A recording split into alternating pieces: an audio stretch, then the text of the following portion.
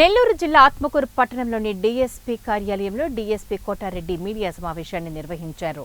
ఈ సందర్భంగా డీఎస్పీ కోటారెడ్డి మాట్లాడుతూ డివిజన్ పరిధిలో ఎలాంటి అవాంఛనీయ సంఘటనలు జరగకుండా ఎన్నికలు సజావుగా జరిగాయని, జూన్ 4వ తేదీన ఓట్ల లెక్కింపు తర్వాత 2 రోజుల పాటు ఎన్నికల నిబంధనలు కొనసాగుతాయని, గెలుపు ఓటములు సహజమని, ప్రతి ఒక్కరూ సమన్వయంతో ఉండాలని, ఎవరైనా ఎన్నికల నిబంధనలు అతిక్రమించితే వారిపై చట్టపరమైన చర్యలు తీసుకుంటామని తెలిపారు. కార్యక్రమంలో సీఐ విన్ పాల్గొన్నారు.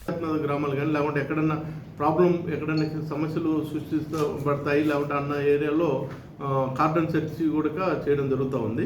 తర్వాత మన పోలీసు బలగాలతో కూడా ఆ విలేజ్లో తిరగడం జరుగుతుంది. ఎస్ఐలు సేలు మేము అట్లే ప్రజలకు అవగాహన కూడా కలగజేస్తున్నాం.